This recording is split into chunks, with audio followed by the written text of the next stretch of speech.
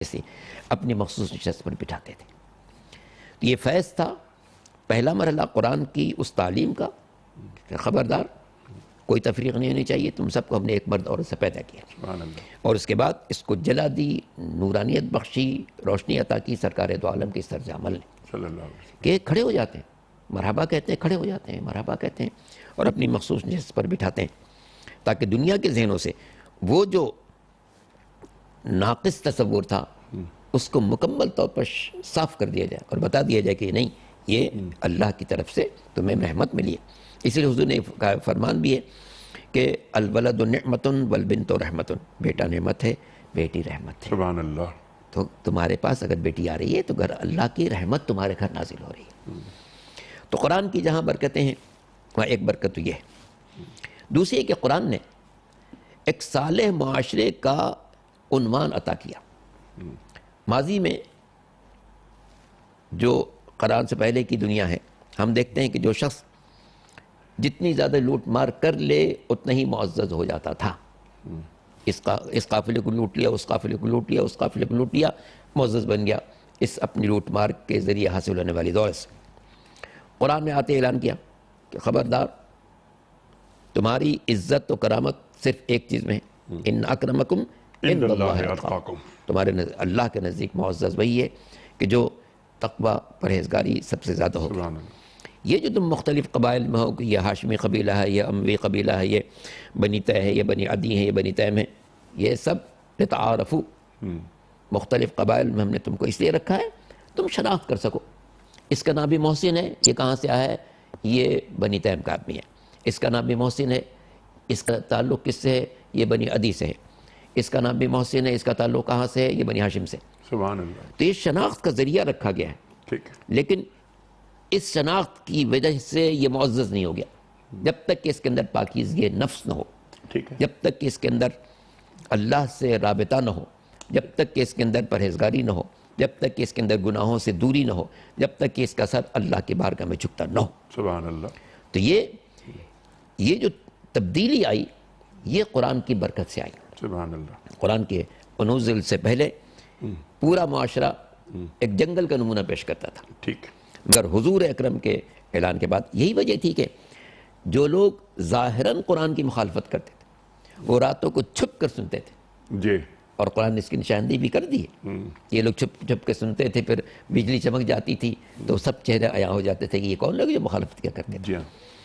تو قرآن نے، اور اسی لیے آپ دیکھیں کہ جو قرآن کی صداقت 1400 برس پہلے تھی وہ آج بھی اسی طریقے سے برقرار ہے کہ ان کنتم فی ریب مما نزلنا علی عبدنا فأتوا بسورۃ من مثلہ.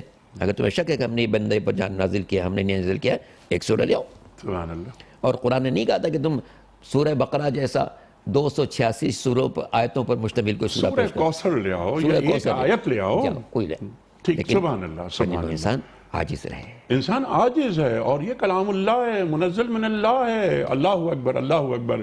ڈاکٹر صاحب آپ کی جانب آ رہے ہیں، گفتگو ہو رہی ہے، مشرکین مکہ کو سمجھایا جا رہا ہے.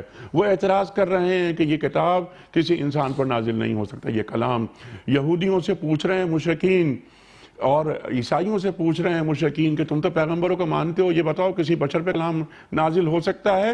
یہ دین دشمنی میں، نبوت کی دشمنی میں، اپنی ہر دھرمی میں، تعصب میں اتنا آگے بڑھ گئے کہ کسی بشر پہ کلام یہ نازل ہی نہیں ہو سکتا. اللہ تعالیٰ تمام ان کے اعتراضات کو رد کر رہا ہے. ارشاد فرما رہا ہے کہ یہ کلام ہم نے نازل کیا ہے. اللہ اکبر. یہ برکت والا کلام ہے. توریت، زبور، انجیل آ چکی تھیں. خیر و برکت قرآن کریم، اس پر بات کرنے سے قبل یہ بتائیے کہ وہ کون سی کمی تھی توریت، زبور اور انجیل میں کی نزول کے باوجود کہ قرآن کریم کی ضرورت تھی ابھی. اور الیوم اکملت لکم دینکم واتممت علیکم نعمتی وردیت لکم الاسلام دینا، وہ آیت ابھی نازل ہونی تھی. دین کا تکملہ ہونا تھا، اتمام ہونا تھا. کسی کتاب کے بارے میں اللہ نے اس کی حفاظت کا وعدہ نہیں فرمایا سوائے قرآن کریم کے. تو قرآن کریم جو ہم پڑھتے ہیں، دیگر کتابیں، ہمیں بہت کچھ حاصل ہوتا ہے، لیکن جو قرآن کریم جب ہم پڑھتے ہیں وہ کیا حاصل ہوتا ہے جو کسی اور کتاب کو پڑھ کر کبھی حاصل نہیں ہو سکتا. ارشاد. بسم اللہ الرحمن الرحیم. محترم علامہ صاحب نے اپنی گفتگو میں اور آپ نے بھی قرآن مجید کے نزول کے حوالے سے اور اس کی برکتوں کے حوالے سے گفتگو کا آغاز کیا. حقیقت یہ ہے کہ جو مسلمان اپنے آپ کو کہتے ہیں یا مومن کہتے ہیں، اور ہر ایک مومن کو مسلمان اور ہر ایک مسلمان کو مومن یقیناً ہونا چاہیے، یعنی جو بھی اپنے آپ کو دائرہ اسلام میں داخل سمجھتا ہے، اس کے لیے پہلی بات اور پہلی بنیاد یہ ہے کہ وہ قرآن مجید کو اللہ تعالیٰ کی آخری مکمل صحیح ترین لاریب کتاب سمجھے. سبحان اللہ. جب وہ اس کو اپنی زبان سے اقرار کرتے ہوئے اعلان کرے گا کہ یہ اللہ کی کتاب ہے، جب وہ اس کو اپنے دل سے مان لے گا کہ واقعی یہ اللہ تعالیٰ کی کتاب ہے، تو اس کے بعد اس کے ذہن میں یا معاشرے سے آنے والے جتنے بھی سوالات ہیں، ان تمام سوالوں کا جواب ایک مسلمان مومن کو اس قرآن پر ایمان کی صورت میں یہ ملے گا کہ یہ قرآن چونکہ اللہ کی طرف سے نازل کیا گیا ہے، یہ کسی بندے بشر نے خود سے نہیں بنایا، اور میں اس قرآن کی تصدیق کرتا ہوں اور اس قرآن مجید کو سچا مانتا ہوں، اللہ کا کلام مانتا ہوں. جب وہ واقعی دل و جان سے اس بات کو مانتا ہے اور اقرار کرتا ہے تو اگلے سارے راستے آسان ہو جاتے ہیں مسلمان کے لیے. اس لیے میں پہلی بات مسلمان اور اپنے لیے کر رہا ہوں، مومن اپنے لیے کر رہا ہوں، کہ ہمارے لیے سب سے پہلی بات تو یہ ہے کہ ہم دل و جان سے جب قرآن کو مانتے ہیں کہ یہ اللہ کا کلام ہے اور اسے اللہ ہی نے نازل کیا ہے، تو پھر کتنی آسانی سے یہ بات سمجھ میں آ جانی چاہیے کہ پھر اس قرآن مجید میں جو کچھ بھی کہا گیا ہے، جو کچھ بھی بتایا گیا ہے، وہ حق پر مبنی ہے. اس کو من وعن تسلیم کر لینا چاہیے، اور اس میں آنے والی تعلیمات میں سے کسی تعلیم پر نہ اعتراض اٹھانا چاہیے اور نہ ہی اس کے بارے میں کوئی ایسا رد عمل اختیار کرنا چاہیے کہ شک و شبہ میں لوگ پڑ جائیں یا لوگوں کو شک و شبہ میں ڈال دیا جائے. ٹھیک. لیکن جو مسلمان نہیں ہیں ان کے لیے بھی آپ نے گفتگو میں اشارہ کیا اور علامہ صاحب نے بھی اس کا اشارہ کیا کہ ان کے لیے بھی یہی قرآن ایک مرکز اور محور بنتا ہے کہ یہ اللہ تعالیٰ کا کلام ہے، اور ہم یہ یقین کرتے ہیں کہ یہ اللہ کا کلام ہے، اور اگر تم یہ یقین نہیں کرتے تو اس جیسی کوئی ایک صورت بنا کے لے آؤ. ہمارے معاشرے میں، انسانی دنیا میں ایک عام سا ضابطہ ہے کہ کوئی کمپنی ایک چیز ایجاد کرتی ہے اور وہ کہتی ہے کہ یہ سب سے بہتر ہے. اگر تم اس کو سب سے بہتر نہیں مانتے تو لے آؤ اپنی طرف سے کوئی ایسی چیز بنا کر جو اس سے بھی زیادہ بہتر ہو.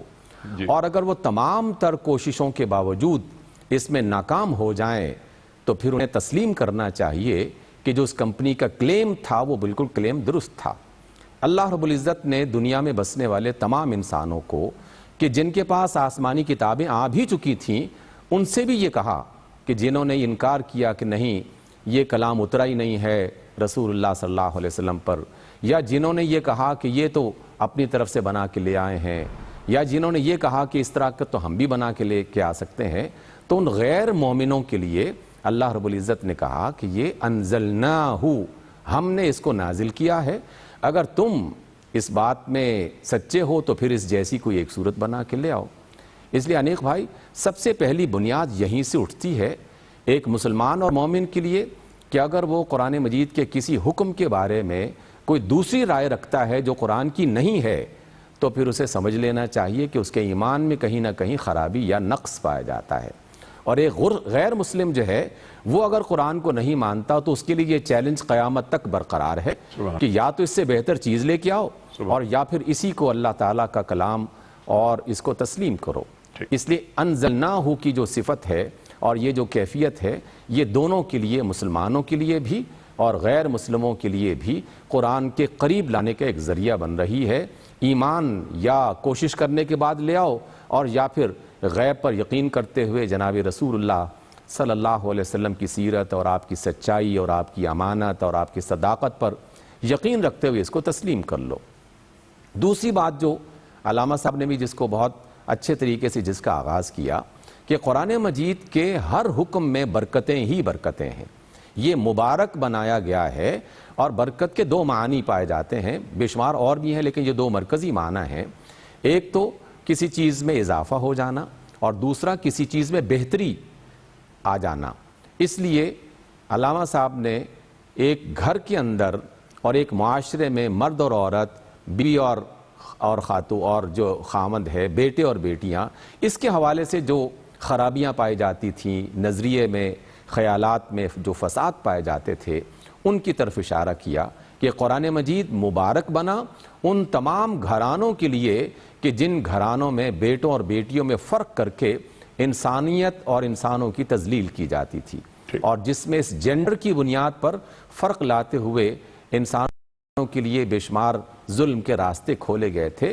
تو گھر کے یونٹ کو اللہ رب العزت نے اسی قرآن کی تعلیمات کے ذریعے سے مبارک بنا دیا، اور یہ قرآن ان کے لیے باعث برکت بن گیا۔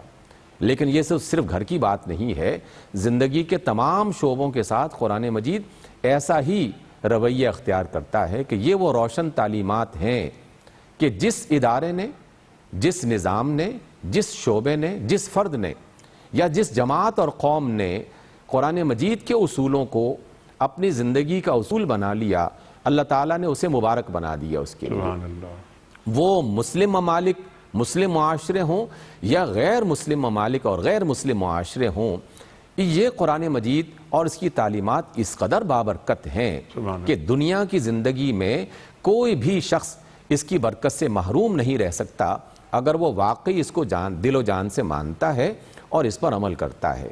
یہ قرآن وہ چمکتا ہوا سورج ہے کہ جب چمکتا ہے تو امیر اور غریب، ماننے والا اور نہ ماننے والا، سب تک اس کی روشنی پہنچتی ہے۔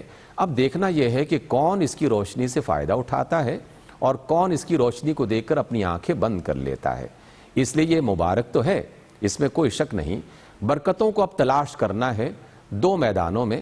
ایک میدان علم اور تحقیق کا ہے کہ جس میں دانشور، سائنسدان، علم و حکمت میں کام کرنے والے لوگ قرآن مجید کی آیت کو بنیاد بنائیں، اور جو اس میں کوئی اصول، کوئی قاعدہ، کوئی بات کہی گئی ہو، اللہ کی کائنات میں پھر ریسرچ کے میدان میں گم ہو جائیں اور دیکھیں کہ کیا واقعی جو اللہ نے فرمایا ہے قرآن میں کیا وہ سچا ہے یا نہیں سچا، اور ان کی ہر تحقیق بالآخر اسی نتیجے پر پہنچے گی کہ اللہ رب العزت نے قرآن مجید میں جو فرمایا وہی لا ریب ہے، وہی سب سے بابرکت ہے، اسی میں سب کی خیر ہے اور وہی سب کے لیے اچھا ہے۔ سبحان اللہ۔ اور اس وجہ سے ہر اعتبار سے جو مسلمان ہے وہ اپنے طرز عمل سے اس کو بابرکت بنا دے گا، یعنی یہ قرآن اس کے لیے باعث برکت بن جائے گی، اور ہر میدان میں انسان اس پر غور و فکر کرتے ہوئے، ریسرچ اور تحقیق کرتے ہوئے قرآن کی برکتوں کو اپنے گھروں میں، اپنے معاشروں میں، اپنے اداروں میں، اپنی حکومتوں میں لا سکتے ہیں اگر وہ واقعی ایسا کرنا چاہیں تو۔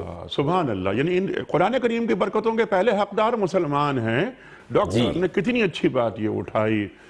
اب میرا پہلا سوال اس ذیل کا یہ ہے کہ کیا ہم قرآن کریم کی وہ برکتیں جن کی جانب اشارہ فرمایا ڈاکٹر صاحب نے، ان برکتوں سے ہم استفادہ کر رہے ہیں یا نہیں کر رہے؟ کیوں نہیں کر رہے وہ آپ بتائیں گے ہمیں، لیکن اس سے پہلے قرآن کریم اللہ تعالیٰ کی جانب سے نازل کردہ کلام، آخری مخاطبت، عقائد کی تعلیم بھی ہو رہی ہے، اخلاقیات کی تلقین بھی ہو رہی ہے، پاکیزہ نظام زندگی بتایا جا رہا ہے، ہدی للناس، ہدی للناس، ہدی للناس، تمام انسانیت کے لیے۔ اور سرکار دو عالم صلی اللہ علیہ وسلم جن کے قلب پر نازل ہو رہا ہے، انی رسول اللہ علیکم جمیعا، یعنی عالمگیریت آ گئی۔ قرآن کریم کی برکتیں کسی ایک مخصوص خطے سے وابستہ نہیں ہیں، بلکہ پوری کائنات کے لیے ہیں۔ تو کائنات تک قرآن کریم کی برکتیں پہنچانا ایک مسلمان کی ذمہ داری ہے، خود بھی حاصل کرے اور دنیا تک پہنچائے۔ میں نے دو سوال اٹھائے تھے، ایک تو یہ کہ توریت، زبور، انجیل کے بعد قرآن کریم کی ضرورت کیوں پیش آئی، کون سی کمی قرآن کریم نے پوری کی؟ دوسری بات یہ کہ جب میں دیگر آسمانی کتب پڑھتا ہوں مجھے وہ نہیں ملتا، کیا نہیں ملتا جو مجھے قرآن کریم سے مل جاتا ہے؟ ارشاد۔ بسم اللہ الرحمن الرحیم۔ حقیقت یہ ہے کہ توریت بھی اللہ کی طرف سے نازل ہوئی، انجیل بھی اللہ کی طرف سے نازل ہوئی، زبور بھی اللہ کی طرف سے نازل ہوئی، لیکن ہم سب جانتے ہیں کہ ان آسمانی کتابوں میں مسلسل تحریف ہوتی رہی اور ان کی صورتیں اتنی بگاڑ دی گئی اور اس میں کچھ ایسے رتب و یابس شامل کر دیے گئے کہ اب ایک انسان کے لیے اس میں سے اصلی توریت کو تلاش کرنا، اصلی انجیل کو تلاش کرنا بہت مشکل ہو گیا. تو صورت مسخ کر دی گئی چہروں کا. اس سے ضرورت تھی کہ اثر نو الہی فرمان بندوں پر نازل ہو. دوسری بات یہ بھی ہے کہ جناب موسیٰ علیہ السلام کی شریعت اس وقت تک کے لیے تھی جب تک کہ عیسیٰ آ نہ جائیں. جناب عیسیٰ کی شریعت اس وقت تک کے لیے تھی جب تک کہ سرکار دو عالم خاتم الانبیاء حضرت محمد مصطفیٰ صلی اللہ علیہ وآلہ وسلم نہ آ جائیں. لیکن سرکار دو عالم کی شریعت اس وقت تک ہے جب تک کہ انسانیت کے سلسلہ برقرار ہے، اور یہ قیامت تک کے لیے ہے. حضرت موسیٰ کو جو قانون دیا گیا وہ اسی حد تک دیا گیا کہ جب تک ان کی موسیٰ کی شریعت برقرار ہے، عیسیٰ کی نظام نہیں آ جاتا، اس وقت تک کہ بنی نوع انسان کی رہنمائی کرتی رہے. جناب عیسیٰ کو جو قانون دیا گیا اس کا پیریڈ اتنا ہی تھا جب تک کہ حضور کی آمد نہ ہو جائے. اس لیے ان کے احکام، ان کی تعلیمات ایک محدود دور کے لیے تھی. سرکار دو عالم کی تعلیمات اور سرکار دو عالم پر جو قرآن نازل کیا گیا ہے، اس کی تعلیمات قیامت تک کے لیے. بدنصیبی یہ ہے کہ جو حامل قرآن ہیں وہ قرآن کا حق ادا نہیں کر رہے ہیں، اور اس کا شفا قرآن مجید میں موجود ہے. روز محشر خدا عالم کی بارگاہ میں ہمارے نبی جو بہت سی شکایتیں کریں گے، ان میں ایک شکایت یہ ہوگی، یا رب ان قوم اتخذوا ھذا القرآن مہجورا. اللہ اکبر. ان قومی، میری قوم نے، جی، موسیٰ کی قوم نے نہیں، عیسیٰ کی قوم نے نہیں، سابق انبیاء کی قوم نے نہیں، دوسری اقوام نے نہیں. ان قومی، میری قوم. سرکار دو عالم کس کو میری قوم کہیں؟ وہی جو ان کا کلمہ پڑھتے ہیں. تو ہم لوگوں کے لیے اور امت مسلمہ کے لیے یہ ایک تعزیانہ ہے ٹھیک کہ اپنے آپ کو اس سے بچائیں. ٹھیک ہے. اگر برکتوں کا حصول چاہتے ہیں، برکتیں، اللہ اکبر. اور اسی لیے ہماری یہاں ایک حدیث ہے چھٹے امام حضرت جعفر صادق علیہ السلام سے کہ جو شخص بھی قرآن کے پہلو میں بیٹھے گا، اللہ اکبر، یا تو کسی نیکی میں اضافہ کر کے اٹھے گا یا کسی برائی سے محفوظ کرو. سبحان اللہ، سبحان اللہ. تو ضرورت اس بات کی ہے کہ کتاب قرآن کو اپنی زندگی کا جز بنائیں ٹھیک اور دیکھیں کہ ہماری لائف میں، ہمارے طرز حیات میں کہاں کہاں اس سے ہم آہنگی ہے، اس کو باقی رکھیں، اور جہاں جہاں اس کے ساتھ ہم آہنگی نہیں ہے وہاں اس کو تبدیل کریں، اپنے آپ کو موڑیں اس راستے کی طرف جس کی طرف قرآن لے جانا چاہتا ہے. اور یہ قرآن کریم کی ایک مستقل حیثیت ہے، قیامت تک رہے گی. امامت قرآن کریم کرتا رہے گا ذہن انسانی کی. ان ھذا القرآن یہدی للتی ہی اقوم. اللہ اسی راستے کی طرف رہنمائی کرتا رہے گا جو سب سے پائیدار، سب سے مستحکم، سب سے مضبوط راستہ ہے. جی. اور اس کا طریقہ یہ ہے کہ افلا یتدبرون القرآن. اللہ اکبر. اگر دلوں پہ قفل نہ لگے ہوں تو اللہ اکبر. برکتوں کا حصول. ڈاکٹر صاحب جو آپ نے بات فرمائی تھی، میں چاہتا ہوں کہ وہیں سے بات جوڑیں. آپ بہت اہم بات فرما رہے تھے کہ تحقیق کے شعبے میں جانا چاہیے برکتوں کے حصول کے لیے. ہم اس آیت سے بھی جوڑ لیتے ہیں اس بات کو، اس تحقیق کو، اس خواہش کو جو آپ ارشاد فرما رہے ہیں. آج کے جو جملہ مسائل ہیں بڑے بڑے، قرآن کریم ان کے اصول بیان کر رہا ہے، لیکن ان کو نظام میں تبدیل کرنا یہ اس عہد کے انسان پہ چھوڑ دیا گیا ہے جو اپنے عہد میں قرآن کریم پڑھتا ہے. وہ سیاسیات کے مسائل ہوں، وہ معاشیات کے مسائل ہوں، کوئی بھی مسئلہ ہو. مثال کے طور پر معاشیات سب سے بڑا مسئلہ آج دنیا کا تصور کیا جا رہا ہے. قرآن کریم ارشاد فرما رہا ہے کہ کہ لا یکون دولۃ بین الاغنیاء منکم، ایسا نہ ہو کہ تمہارے معاشرے میں دولت صرف چند اغنیاء مالداروں کے ہاتھ میں گھومتی رہے. یعنی circulation of wealth who, concentration of wealth نہیں ہو. یہ اصول قرآن کریم دے رہا ہے. تو اس کو نظام میں ڈھالنا تاکہ قرآن کریم کی برکتیں ہمیں حاصل ہو جائیں. کیا اس پر کام صرف پاکستان میں نہیں امت کی سطح پہ ہو رہا ہے؟ ارشاد.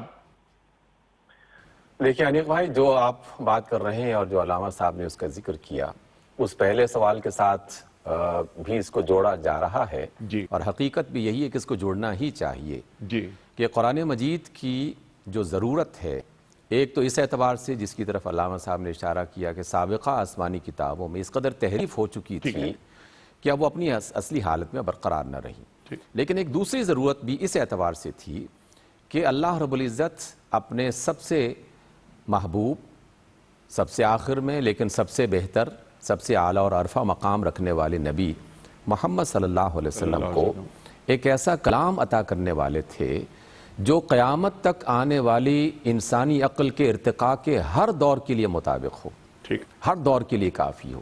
یعنی اس میں وہ تمام انسانی عقل کے ارتقاء کی منزلیں پائی جاتی ہیں جو کسی بھی آنے والے دور میں ممکن ہو سکیں گی. اب تک بھی قرآن اس بات کی تصدیق کر رہا ہے کہ انسانی عقل اپنے تحقیق اور اپنی ریسرچ اور اپنی کوششوں میں جس قدر آگے بڑھ رہی ہے، قرآن نہ صرف اس کے ساتھ ساتھ چل رہا ہے بلکہ اس سے کئی قدم آگے بڑھ کر اسے ایک نیا راستہ، ایک نئی منزل اسے دکھاتا ہے کہ تم یہاں تک پہنچے ہو، منزل یہاں تک بھی ہے.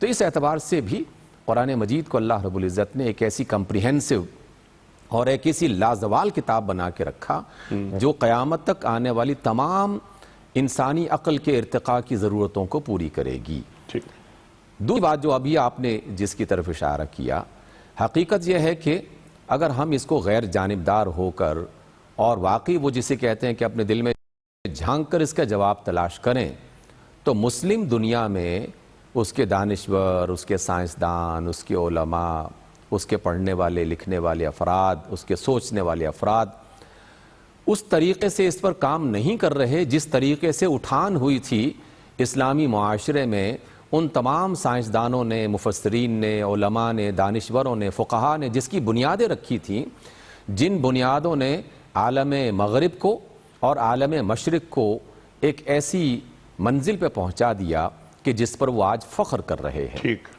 ہم نے وہ کام چھوڑ دیا، اور آپ نے بھی اپنی گفتگو میں کئی بار یہ ذکر کیا ہے علامہ اقبال کا حوالہ دیتے ہوئے کہ مگر وہ علم کے موتی کتابیں اپنے آبا کی، جو دیکھیں ان کو یورپ میں تو دل ہوتا ہے سی پارا.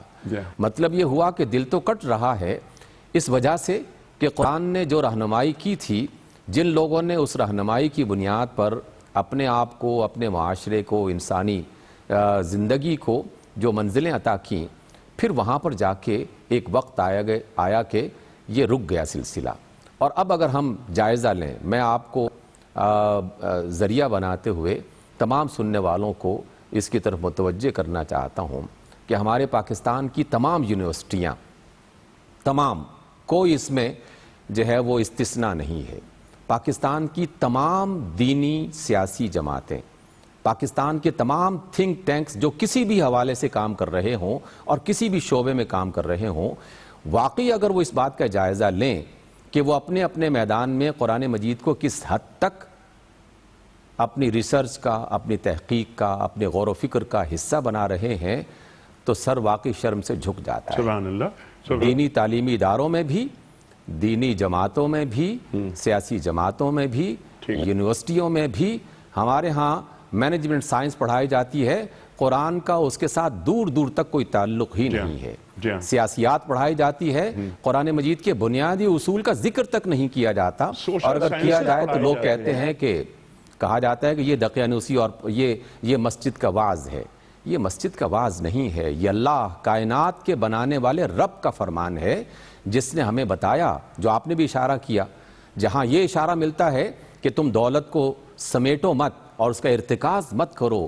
کیا وہی اللہ یہ نہیں فرماتا اپنے اسی کلام مجید میں کہ تم مالداروں کی بنیاد پر اور دولت کی بنیاد پر کسی کو اپنا امیر اور حاکم نہ بناؤ، اس کے علم و حکمت، اس کی دانش اور اس کی صلاحیت کی بنیاد پر کسی بندے کا انتخاب کرو؟ کیا یہ قرآن نہیں بتاتا؟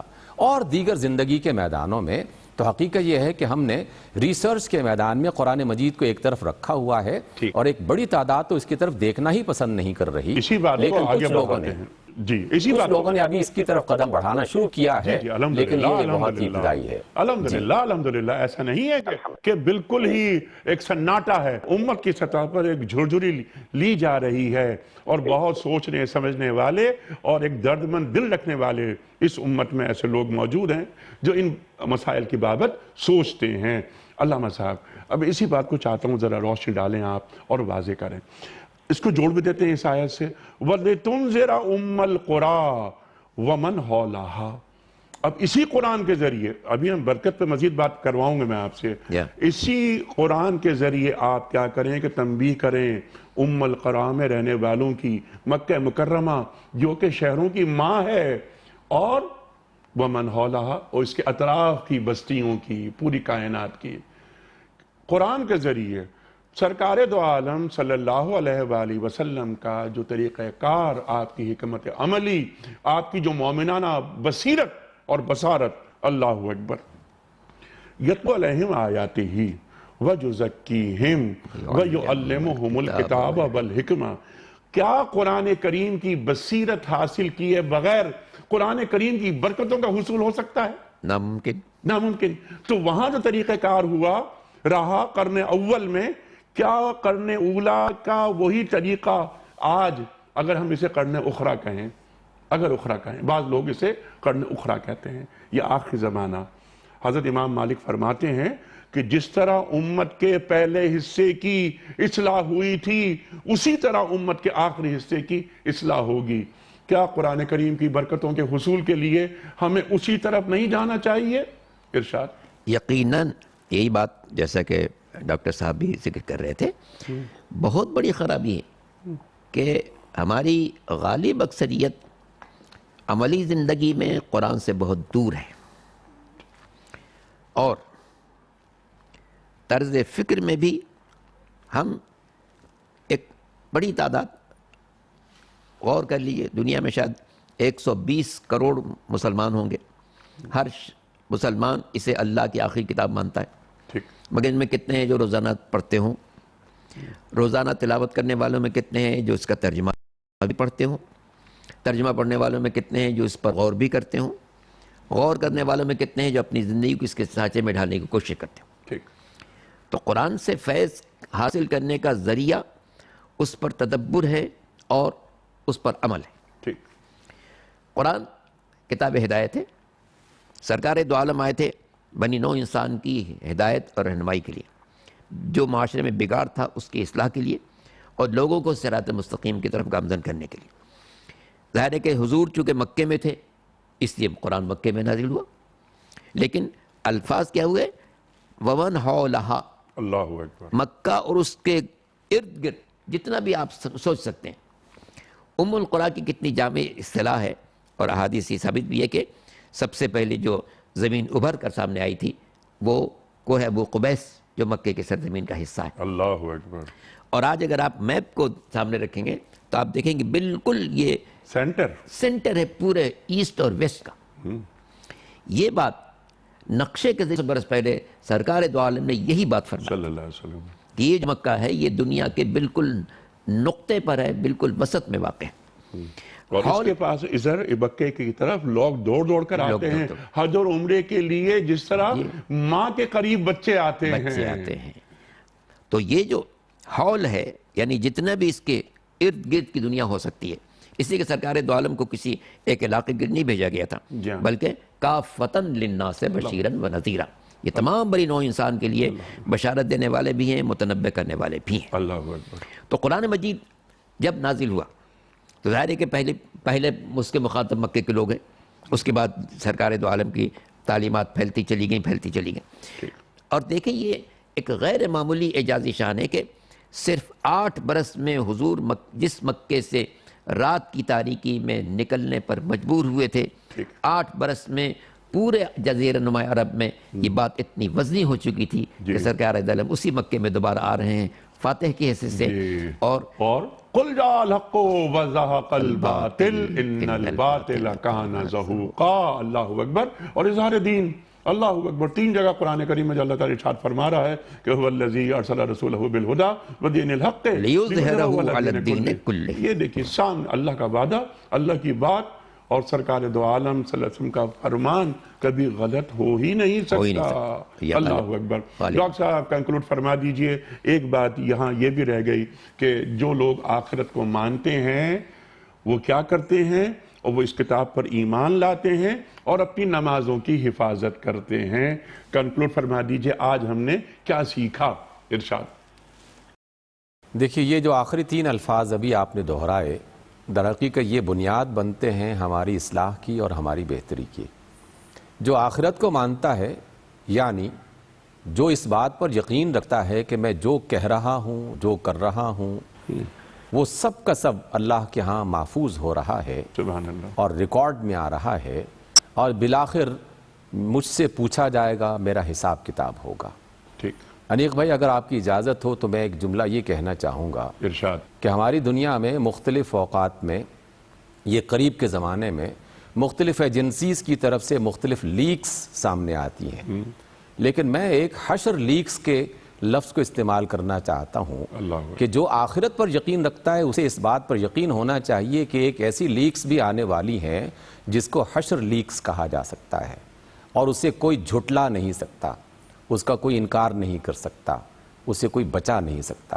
جو آخرت پر یقین رکھتا ہے کہ میرا کام، میرا عمل، میری سوچ، میرا خیال، ان سب کی وہاں پر باقاعدہ پوچھ گچھ ہوگی، حساب کتاب ہوگا، اور میرے بارے میں اچھا برا فیصلہ کیا جائے گا، وہ پھر اس کتاب کی سچائی پر دل و جان سے ایمان لے آتا ہے، اور جب دل و جان سے ایمان لے آتا ہے تو اس کا رویہ بتاتا ہے کہ واقعی وہ دل و جان سے اس بات کو ایمان لایا ہے اور وہ اس بات کو مانتا ہے۔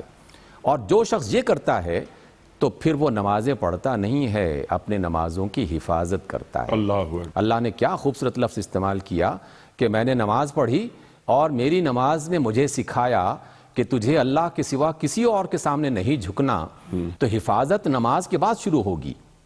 اس کے بعد شروع ہوگی کہ میں نے اس نماز میں جو سبق سیکھا تھا اس کو کس قدر میں نے محفوظ رکھا۔ اسی نماز میں میں نے اپنے اللہ سے کہا تھا ایاک نعبد و ایاک نستعین، اے اللہ ہم تیری ہی بندگی کرتے ہیں اور تجھی سے مدد مانگتے ہیں۔ سبحان اللہ۔ اس کی حفاظت نماز کے بعد شروع ہوگی سبحان کہ میں اگر کسی اور کے در پہ جھک رہا ہوں اور کسی اور سے مدد طلب کر رہا ہوں تو کہاں کی نماز، حفاظت کہاں گئی؟ اس وجہ سے دنیا بھر کے تمام ڈاکٹر، تمام حکیم، تمام طبیب حضرات یہ کہتے ہیں کہ کھانے کی حفاظت یہ ہے کہ جو کھانا کھاؤ اسے بدن کا حصہ بننے دو۔ جزو بدن جو کھانا نہیں بن رہا وہ انسان کی صحت کو بناتا نہیں ہے، بگاڑتا ہے۔ ہماری نمازیں ہمارے معاشروں کو سنوار کیوں نہیں رہیں؟ اس لیے کہ ہم نماز پڑھتے ہیں اور پھر اس کی حفاظت نہیں کرتے اپنے کردار اور اپنے عمل کے ذریعے اللہ، سے۔ سبحان اللہ۔ ڈاکٹر صاحب بہت اہم یہ پیغام ہے، بہت اہم بات اور بہت اہم نکتہ۔ ہم حفاظت نہیں کرتے اپنی نمازوں کی، جو ہم قول بیان کرتے ہیں، جو قول و قرار کرتے ہیں، اقرار کرتے ہیں جن باتوں کا۔ ڈاکٹر صاحب نے جو بات فرمائی کہ ایاک نعبد و ایاک نستعین، کیا ہماری سمجھ میں آئی یہ بات کہ ہم کس کی عبادت کرتے ہیں اور کس سے استعانت طلب کر رہے ہیں؟ مسجد میں نماز پڑھ لینے کے بعد اللہ تعالیٰ کو مسجد میں چھوڑ کر نہیں آ جانا چاہیے، اور جو بیان کیا گیا ہے نمازوں میں اس پر عمل کر کے دکھانا ہے، ورنہ یہ دین سے غداری کا سبب بن سکتا ہے۔ علامہ صاحب ایسا ہی ہے یقیناً ایسے ہی ہے۔